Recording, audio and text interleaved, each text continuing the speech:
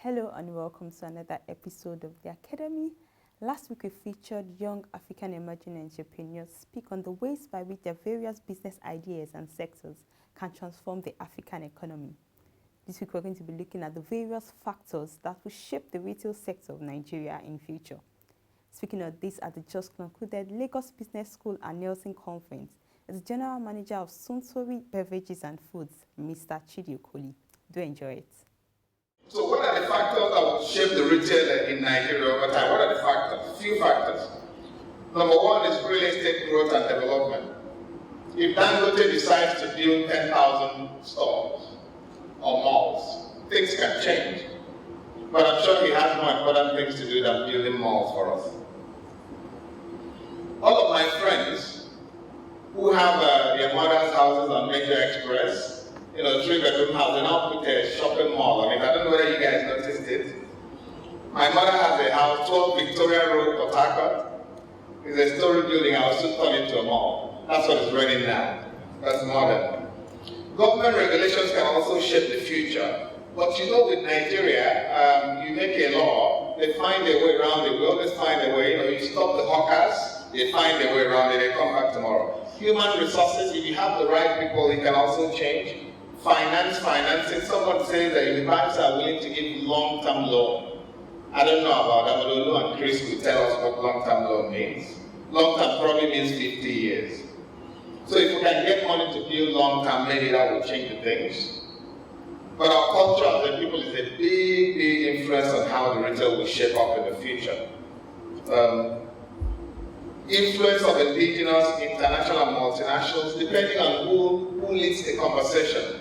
Multinationals love modern trade. So I joined a company that when we had visitors, we took them to ShopRite. So in 2009, 2 years after that, I said to my MD, ShopRite means nothing. They don't contribute 0.0005. So why don't we take them to Okari market? So when we have visitors now, we take them to Okari and they love it. Because Okari is different. ShopRite is a caricature of what they have in their country. So it doesn't make sense to them. So the other thing that will shape this is that it depends on how Nigerian economy grows.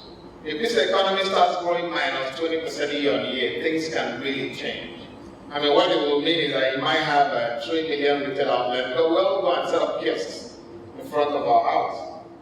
I think the other thing is the entrepreneurship tendency. Nigerians love to own their own, no matter how small. That's a big thing to consider. So where would we see, what we see over the next few years? I spoke to a few people again. Azuka of Merchandising Frontier, he spoke about organizing retail, continuing to grow. And I know Azuka has interest. He's into in-store branding. He loves organized retail. So you look at Nigeria, we're very creative people. What favors my business is the prediction I give. So Azuka says organized retail will grow so that you pay him money to keep branding in store for you. So that's his perspective. But he says that eventually big retail players will show up. They're already showing up. The indigenous retail stores, according to Azuka, will also scale up and morph into chains. They're inspired by ShopRite. And you've seen that happen. You see Ebano. Ebano used to be started from a summer, probably 15 years ago. In fact, as of 2009, the man we call Ebano used to be in a 40 square meter store somewhere in the Sol and then moved into Aja, and suddenly he's a big guy now. So you can imagine where he's coming from and where he will go back. So what do we see? I mean, Azuka says that we're going to see the indigenous retail morph into chains, but they will be regional and town-wise. So if you come into Anambra State, there's a guy who owns a pharmacy retail. I can't remember his name. He owns 11 outlets.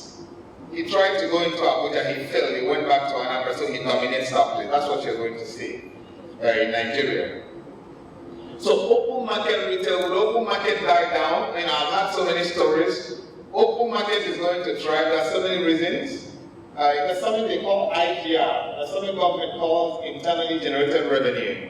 The easiest way for them to get that is through the trader union.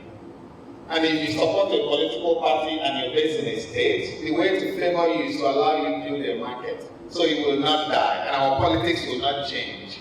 So as we speak, there are more and more open markets coming. But that's something I encourage you guys to Google. Can you guys later Google Abia Mega Mall? It's 100,000 stores being built in Osisioma. I went to see it. What they did is they said ShopRite is running in Lagos, so let's build a modern market. So what they did was they got a couple of guys, they took a cemetery, an area of a market into a big space, and they're building 100,000 stores. That's open market, no matter what they call it. If you go to Macaulay, they actually have a market they call modern market in Macaulay. So that's telling you the future. They are ready for the future. They are ready for ShopRite coming into Macaulay. So that's the shape that we see. So we likely see some shift in profile of distributors. At the moment, our distributors are mainly sitting and waiting for people to come, but they're going to start to get out to look for people. But the open market distributors will persist. And what will drive that is, we do have some distribution companies coming here, but they charge you 22% of your net sales value. If you're going to pay 22% of your net sales value to get distribution, I'd rather stay with Mama Bay in Ibadan, who charges me 5%. She doesn't do a great job, but she does some decent job. So I think these are the things that will shape that. We also need to watch the impact of mega distribution drug centers. Nigerian government is talking about something called mega distribution drug centers, whatever that means. What it means is that we close Idumota market and we build a new market, but we'll call it a mall. Or we'll call it a distribution center. It's juicier, it's fluffier to call it that name. So neighborhood stores will still remain. I think it will remain. If you look at your unemployment, 23%, they now said it's 14% or 7%, depending on who you believe. But I know a lot of my cousins don't have jobs, and I'm trying to set up small stores for them. It costs 50,000 to set that. They will not close it down. We need to watch the impact of online. E-commerce is going to probably change all of these assumptions. So in a nutshell, the more we change, the more we remain the same. We will have traditional, keep dominating. You need to look at India to tell where we're going to go. I mean, India 20 years ago started to practice modern, but today modern retail in India is barely 7%. We haven't crossed 10%. And India is akin to Nigeria in a lot of they're very traditional. They want to have a conversation in the store as well. So you're still going to have, but Nigeria is so big, there's a space for everyone. There's a big space for everyone. Modern, traditional, everyone got a space on where to stand. But you will not expect to see too much change within the next few years. Maybe in another 50, 100 years, you have modern becoming 40%. But over the next 10, 20 years, modern will at best be 10 to 15%. That's what we'll But the challenge you're going to have in Nigeria, you're going to wonder which one is modern, which one is traditional. But the open markets are going to look like modern. That's what is happening. We're all building that now. I think Abia State is leading that, and I know a couple of guys on the project, and they said we want to put ShopRite into a big space, so we don't lose out on the game. So what are the implications? This has big implications. I spoke about South Africa. If you try to do business with Pick and Pay, which they will charge you 21% of your net sales value. You don't make money, you shut down. We ran business in South Africa look at it for 20 years, we never made money. This year we made money, and we forced ourselves to make money. But we said we cannot pay 21%. If we're not thinking about the shape of things to come, we will be caught unawares. If you did business with ShopRite 10 years ago, it's a different ShopRite today, they are humble.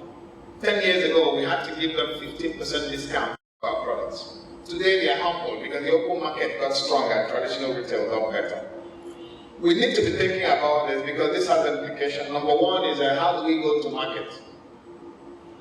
South Africa has 4,000 modern trade outlets, only 4,000. Nigeria has 700,000 retail outlets.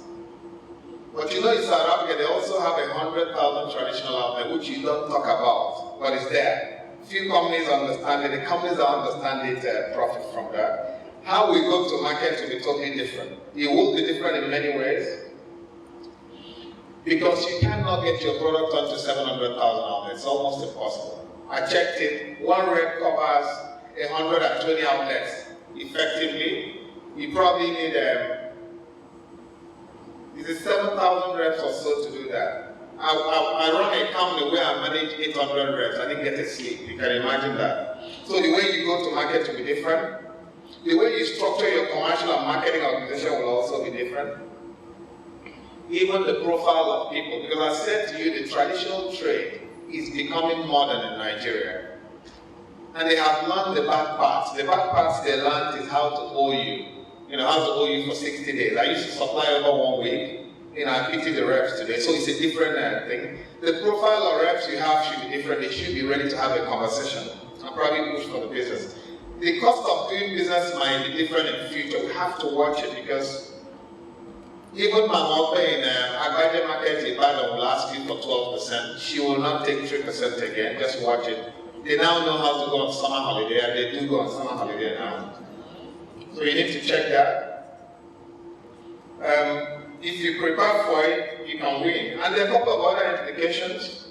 If we all turn modern, the small sachets we sell so much in Nigeria may struggle. If you notice, ShopRite will not sell a lot of your small cowbell sachet. So we need to be watching how this evolves. Launching a new product will also have implication. It has implication to the way the channels evolve. The way you do in store will certainly be different. It's already happening. So if you speak to people like Azuka of Merchandising Frontiers, you have to pay for everything you put on the shelf today. If you want to brand a store, deep in my village, they ask you what's in it for me. Some of them need a recharge card, 100 naira recharge card, for you to put the branding. Remember I said 15 years ago we called it decoration. The outlets actually called it decoration. But the moment they got to ShopRite and saw that we brand ShopRite and we paid ShopRite, they asked us to pay them. It has big implication, and it could mean 5% of your net sales value. The way you do in store I spoke about. The biggest one is how you source retail data. We always, Nigeria, we complain about not having data, but when we get data, we spend 90% of the time trying to argue against it. I used to work for a company where the East was 50% contribution to our category, and we were losing share, and they were telling us, you're losing market share. My brand manager, my sales director spent more time saying, when I go to the market, I see only my product. I don't know that product. Then one of my regional managers, Kule is his name, Kule Akintide, he called me one morning, Oga, we are losing share to Bullet. Don't listen to those young people in Lagos. Before we knew, local market share had declined below 25%. We were about to lose our jobs. Then we listened to the data and we did something. I think today local is 47% share. I think that's the power of having data to make decisions. The way the channels evolve will have big implication to the way we use data. I think what is happening is that we've been forced to start using data. We will be forced to start using data. Real estate growth and development, as well as government regulations and long-term finances, are some of the factors that will shape the retail sector of Nigeria in the future. Well, that brings us to the end of another episode of The Academy. Don't forget to keep it a date with us next week. So then join us on our social media platform, Facebook and Twitter. Thank you very much for watching, and bye for now.